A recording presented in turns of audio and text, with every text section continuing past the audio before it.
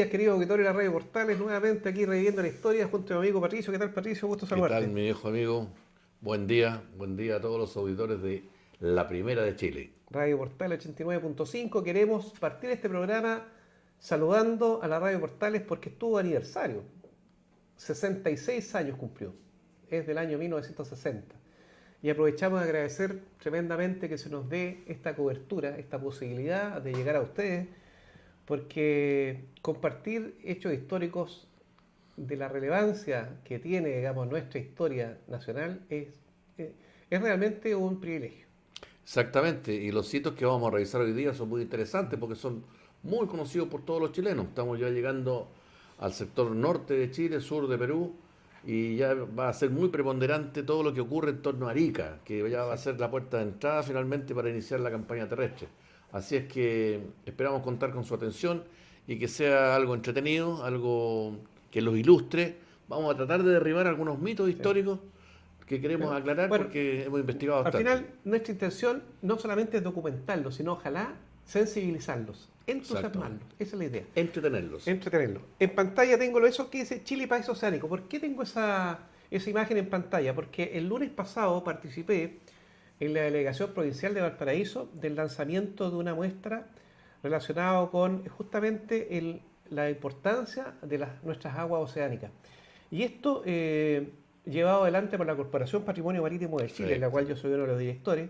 Así que estamos tratando justamente de cooperar a difundir la importancia de nuestras aguas oceánicas en un país que tiene un litoral extenso. O sea, eso creo, digamos, que no puede no hacerse.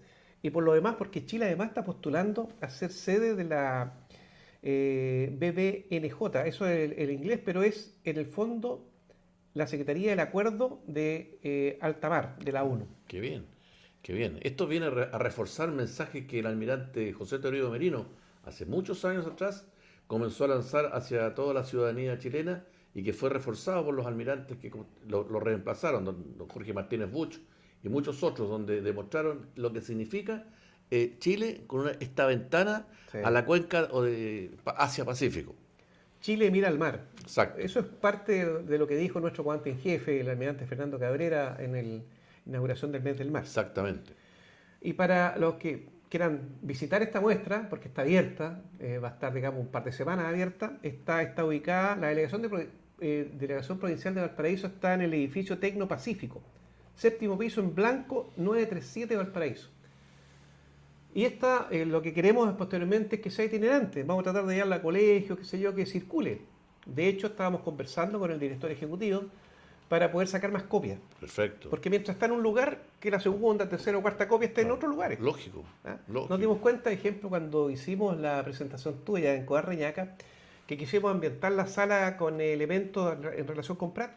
Varios de los elementos que quisimos proyectar, teníamos imágenes, la Esmeralda un día, lamentablemente no lo pudimos hacer porque ya están en el colegio. Exactamente. Entonces dijimos, no, yo creo que eso vamos a hacer, vamos a sacar más copias. Perfecto. Y eso es lo que vamos a hacer. Excelente, porque termina el mes del mar y lamentablemente damos vuelta a la hoja. Claro. Y empezamos a recordar hechos militares que son tremendos. Y yo te digo, y muchas veces la gente queda muy motivada y me dice, oye, Claro. ¿cuándo pueden ir? ¿Cuándo la pueden llevar? Sí, es que tiene que todavía está en Iquique, está allá, tenemos que esperar que vuelva. Entonces, Claro, y llegan ya en junio. Claro. O peor, en julio. Exactamente. Fíjate que también quiero recordarle a nuestros radioescuchas la exposición de maquetas, que todavía está abierta en... El Instituto Chileno Norteamericano de Cultura. Exactamente, lleva varias semanas. Sí, Así es ponte que por favor, Ivo, las maquetas.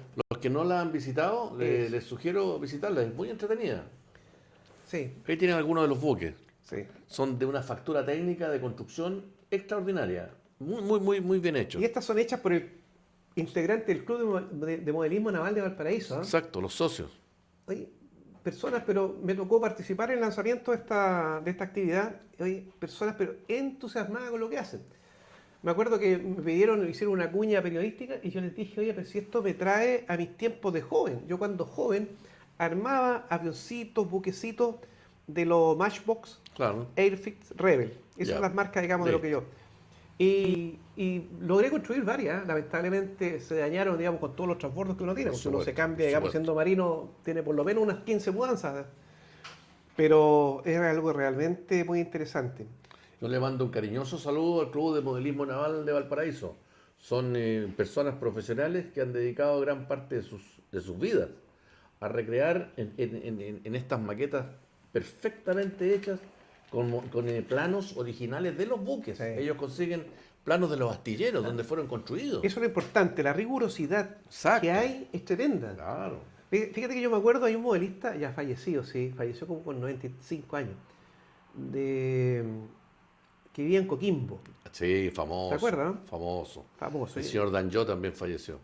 También. Bueno, ellos ¿qué hacían? Cuando pasaban los buques, iban a los buques. Claro, Y yo una vez me tocó conversar con él y dije yo, pero ¿y por qué viene, digamos, si usted ya lo conoce, que sé yo, tiene todos los planos? No, me dijo, es que de repente ustedes cambian una antena. claro, claro. Y es verdad. Y ellos quieren todo Exactamente, todo exactamente. Me acuerdo perfectamente, ejemplo, la fragata, la Conde Lynch, la fragata Leander, que llegaron de Inglaterra por el año 70 y tanto, tenían los Exocet, los MP-38, los tenían en la toldilla, ¿te acuerdas? La Exactamente. parte de atrás. Abierto en Claro. ángulo. Eso después, digamos, se lo sacaron y los colocaron un poco más adelante. Exacto. Entonces eso ya después cuando le piden maqueta, acuérdense que a los comandantes buque, la tradición es que el comandante buque termina su mando y la cámara le entrega de regalo una maqueta del buque que comandó. Para los amigos civiles, la Cámara son todos los oficiales que prestan servicio bajo las órdenes de ese Exacto. comandante. Entonces es un regalo que tiene una carga emocional muy grande para ese comandante, porque la va a guardar el resto de su vida. Y cuando visiten sus amigos en su living, va a decir, mira, ahí fue cuando yo era comandante de la Condel y estuve con tal y cual oficial y Es importante anécdotas. decirles que el comandante, ejemplo, tiene también su cámara. Sí. Y Aparte. él no llega y entra a la cámara de los oficiales, él espera ser invitado. El jefe de la cámara de los oficiales es el segundo comandante.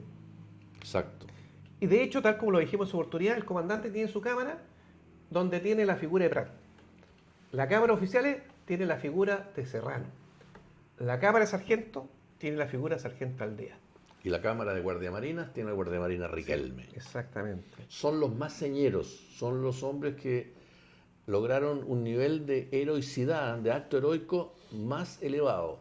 Por eso tienen el honor de estar en las cámaras iluminando con su ejemplo a las personas que toman once, que se sirven alguna cosa, porque la cámara también hace de comedor.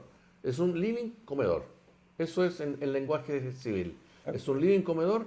Acuérdate que en nuestros tiempos lo más importante era la sobremesa. O sea, Exacto. terminaba, qué sé yo, y todos nos íbamos al living, qué sé yo, jugábamos, contábamos anécdotas, nos Conversábamos reíamos, mucho. conversábamos. Y realmente eso contribuía a la Claro, cohesión, claro, ¿ah? A la mística, a la cámara. camiseta. Y de ahí viene la palabra camaradería, Claro. de cámara. Así que esa palabra que muchas veces se usan, tal vez no se sabe de dónde nace. Claro. Y es de eso, de camarada, aquel que está en la cámara conmigo. Eso hace que cuando uno se saque el uniforme, después siga en los círculos, en los clubes, y siga participando, porque es eso lo que uno echa de menos después. ¿Ah? Fíjense que yo tengo un grupo que se llama Águila 77.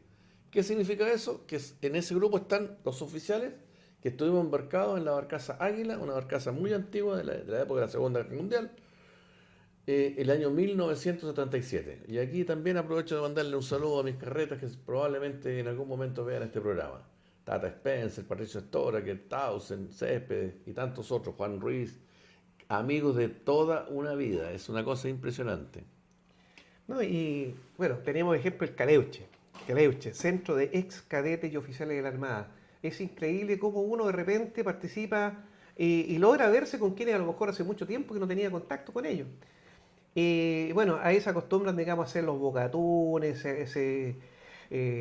se constituye una comisión, digamos, que pasa revista, qué sé yo, y se hace toda una actividad como si estuviéramos a bordo y es muy bonita. Realmente yo creo que nos entretenemos bastante. Es una actividad netamente lúdica, eso es, pero que nos cohesiona mucho, porque en caso de que cualquiera de los integrantes de ese Caleuche, nosotros ahora estamos juntos en el Caleuche Capitanía Quintero, un saludo para nuestros, ¿cómo se le llaman? Carretas, compañero de cámara, ¿cómo se le dice? En Caleuche. Caleuche. Yo soy nuevo, así que todavía no sé la terminología. Dile con navegante. Con Ya. navegantes, Sí. por ahí va la cosa. Sí. Entonces, si a alguien le pasa algo, los demás vamos a reaccionar para Sí. apoyarlo. Recientemente, un querido amigo caleuchano se le incendió su casa.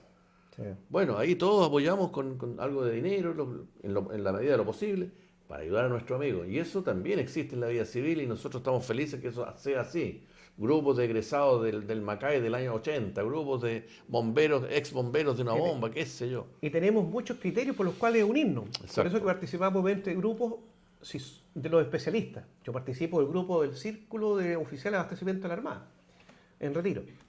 Pero también estuve tiempo con la Infantería Marina, entonces pertenezco a la Legión de Infantería Marina. Y el submarino. Estuve en submarino, pertenezco al Círculo Submarino.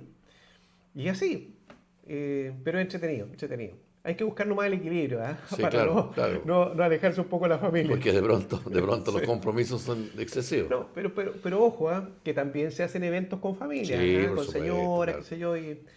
¿Ah?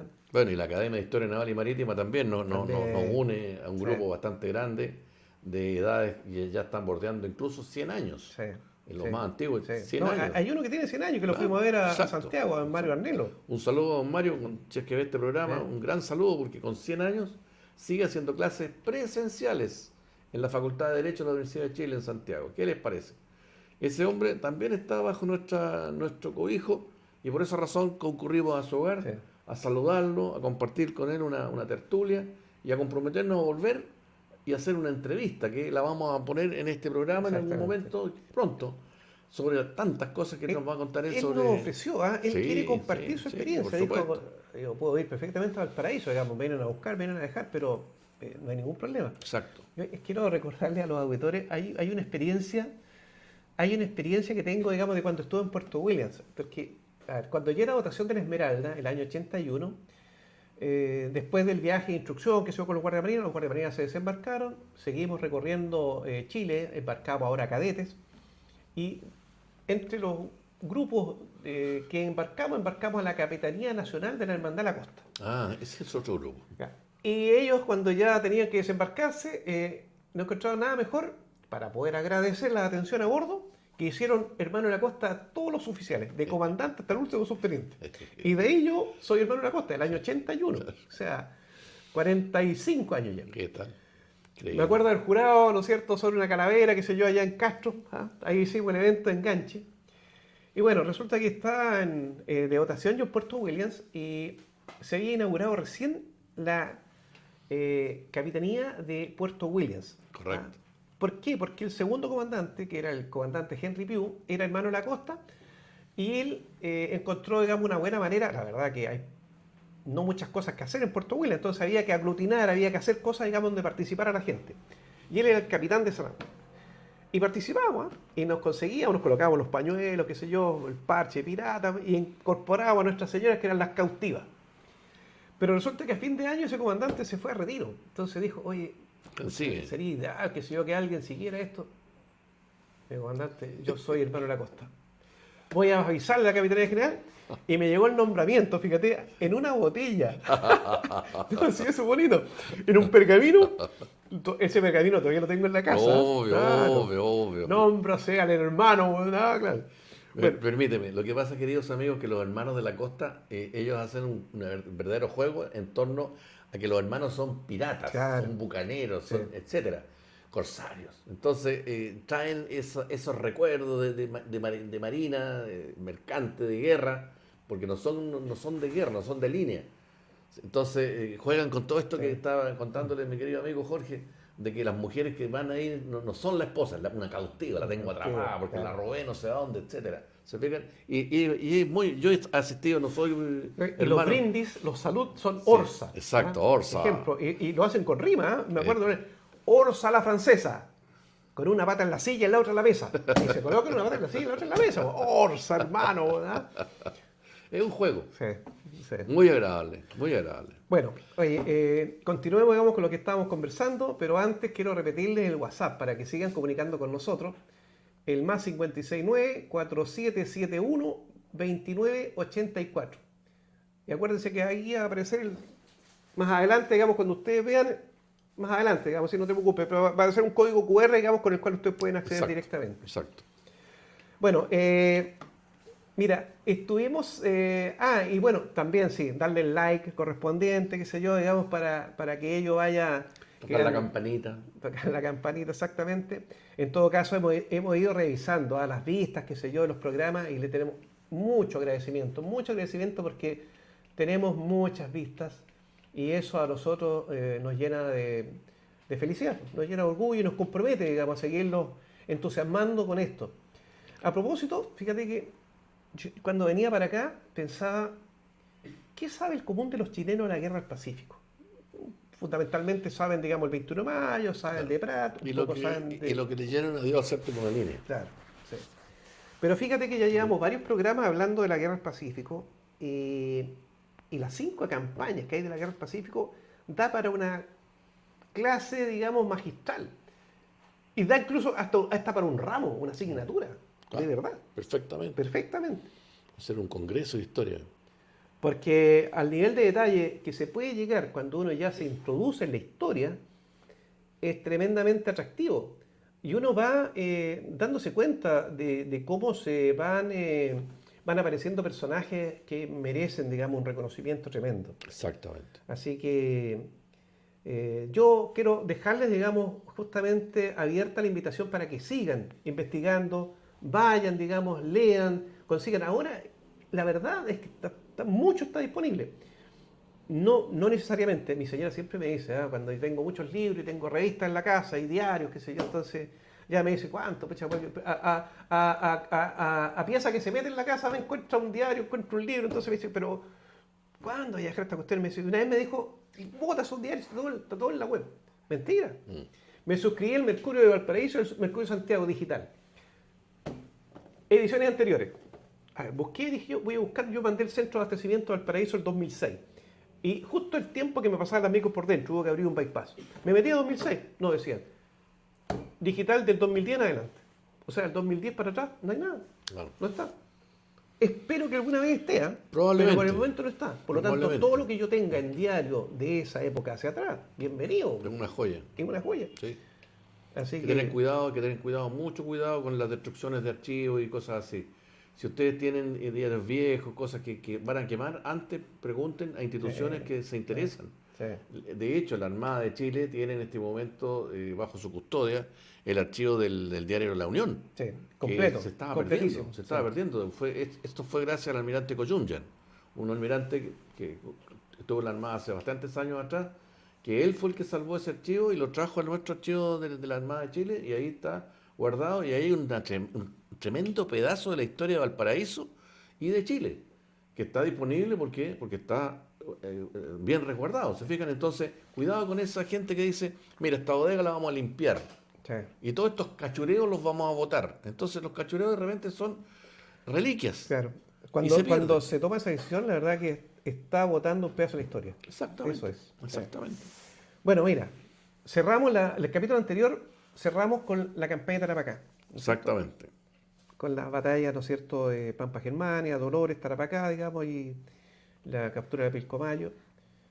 Y no, yo no quiero cerrar este capítulo sin dar un antecedente, porque la compañía minera Inés de Collahuasi, una compañía a nivel mundial, que fue la que financió la construcción del Museo Corbeta Esmeralda, Exactamente. que es una tremenda obra, digamos, que está allá en Iquique, No vamos a dejar de agradecerle a Coyahuasi.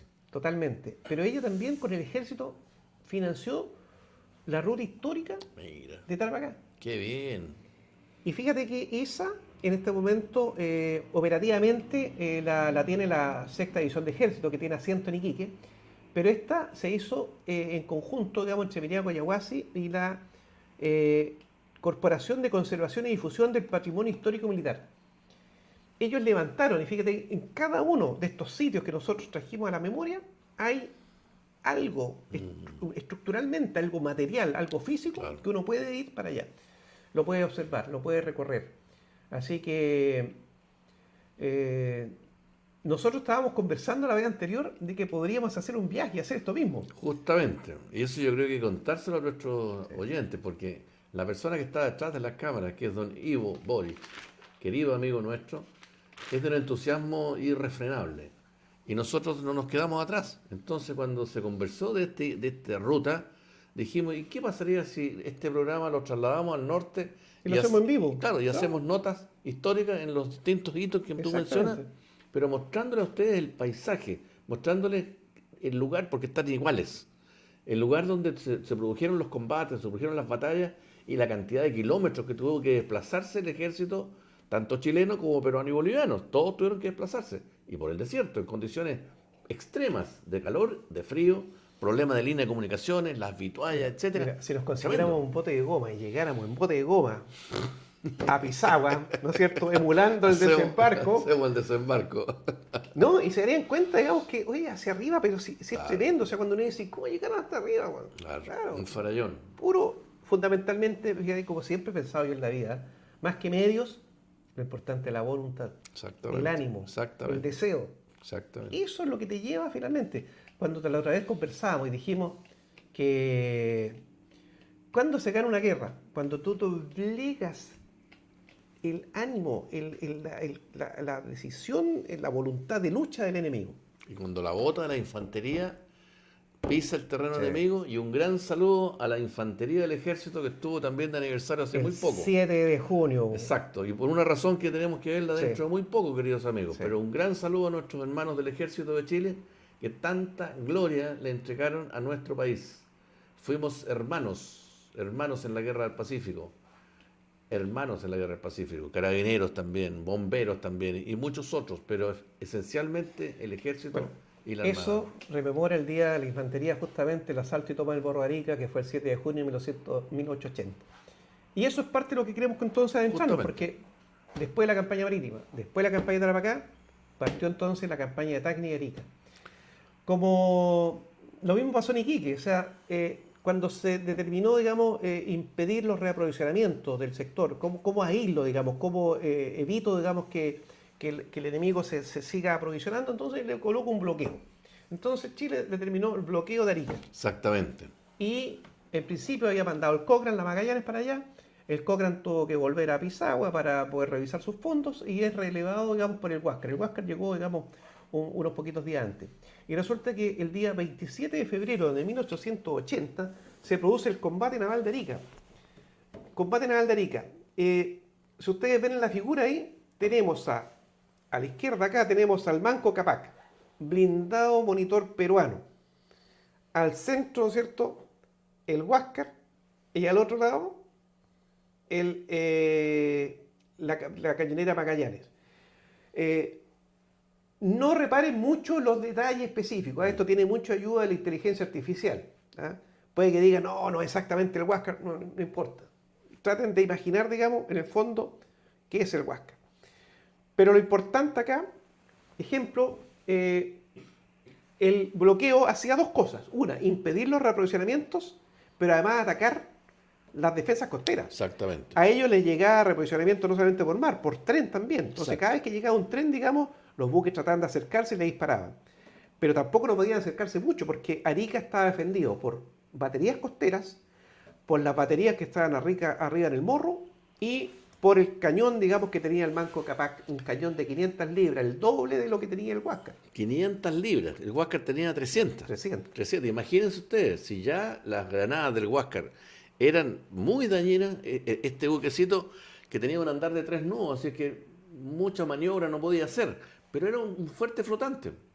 Era un fuerte flotante. Y así una que, coraza tremenda. claro, y aquí hay un mito que nosotros tenemos que echar abajo.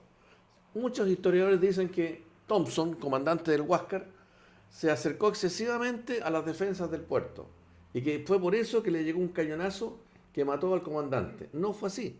El cañonazo fue del Manco El Manco Cápac. Cápac, sí. Y el Manco Cápac le dio un cañonazo igual como el Cochrane Le le dio había al- dado el cañonazo a Grau. Exactamente. Entonces Thompson murió igual que Grau. Pulverizado. Pero no murió víctima de su arrojo, de su temeridad, como se le da desprestigiado. Así que esa es una de las cosas que yo quiero dejar aclarada. Fue un cañonazo certero de los artilleros del Manco Cápac. Fíjate que aquí también muere el aspirante Eulogio Goicolea. Exactamente. Hay una barcaza que llevó su nombre. Justamente. Y muere también el marinero Ugarte. Aquí viene a morir el resucitado. Claro. Claro. El que murió 2 veces. Murió 2 veces, justamente. Porque muchas veces se le dio, digamos, como el que había acompañado a Prat y Aldea en el primer abordaje. El tercer hombre. Claro. Después se dieron cuenta que era Canave, pero él realmente muere acá.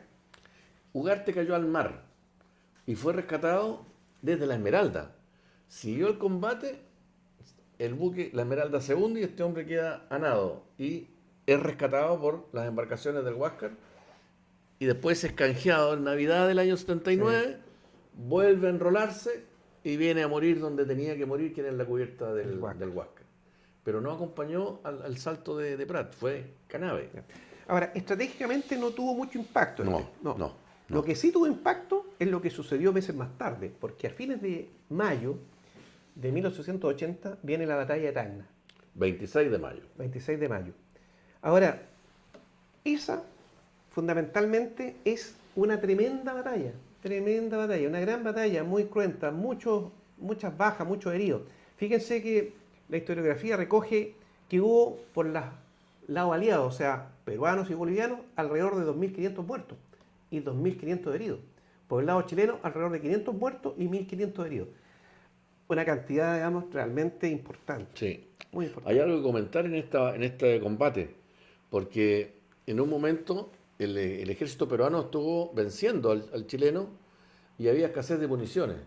Y en ese momento el comandante don Manuel Baquedano da una orden muy especial, que como que la gente se olvida, que es avanzar y tocar el calacuerda. Es un toque de ataque especial. Calacuerda. Calar significa preparar y cuerda se refería a las mechas del armamento. Y es una señal de combate a muerte.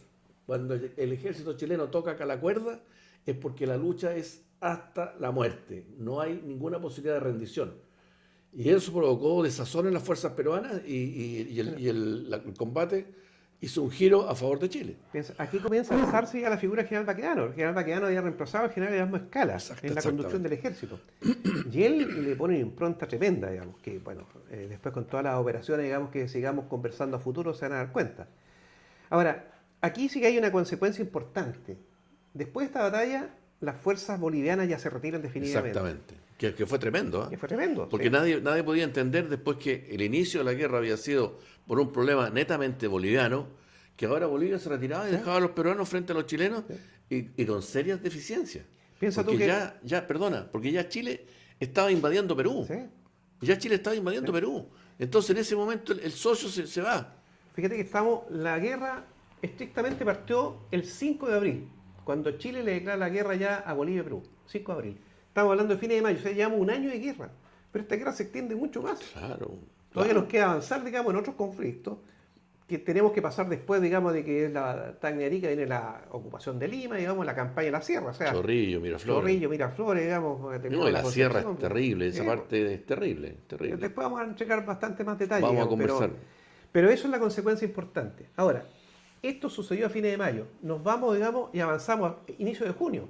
Bueno, cuando ya se toma, digamos, completamente Tacna, se avanza hacia Arica, se toma el control, digamos, de la ciudad de Arica, pero se prepara, digamos, lo que se pensaba que era inexpugnable, el Morro. Exacto. El Morro.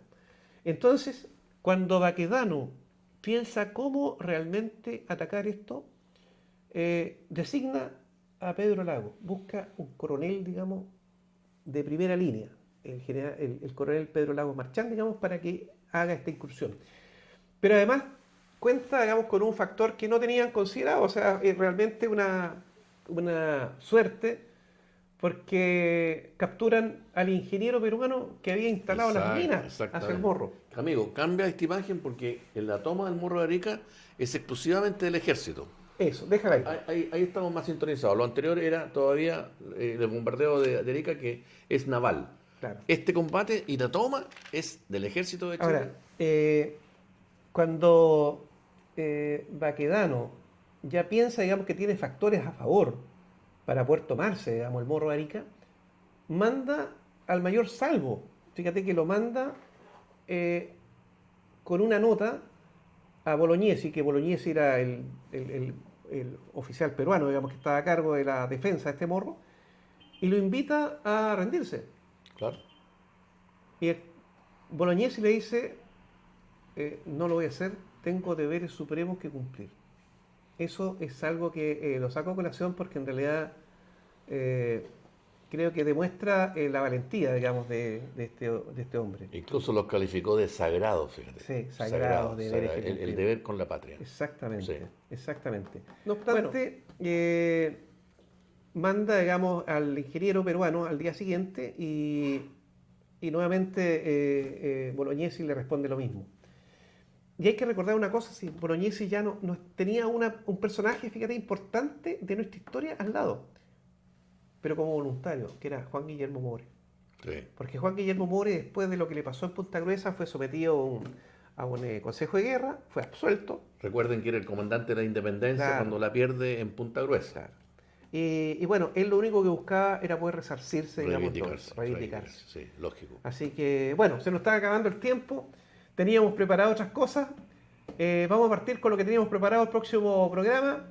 Lo vamos a dejar invitado para que sigamos. Vamos a darle mucho más importancia. Esto, hay mucho más que hablar sobre la toma, asalto y toma de Morro de Arica.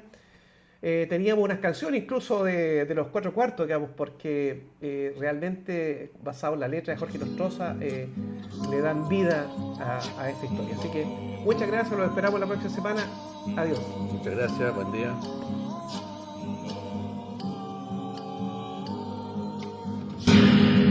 La noche se escapa en sombras, Arica está soñolienta.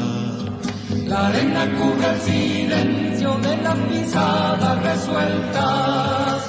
Tres regimientos marchan hacia la muerte, hacia la gloria.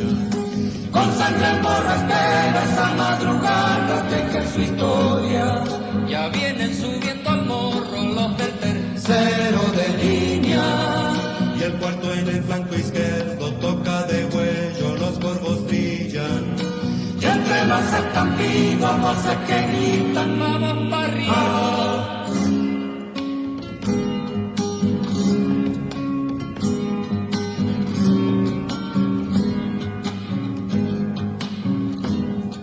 Se abre la camanchaca como telón del combate. Subiendo van los soldados, subiendo sus estandartes. Los del cuarto de línea ganan terreno, pierden sus vidas. Hay que tomarse el morro, vamos para arriba, vamos para arriba. Están llegando a la cumbre ya los del cuarto de línea. Y las últimas defensas se están cayendo, todo termina. Y entre los estampidos voces que gritan, vamos para arriba. Pam, pam, pam.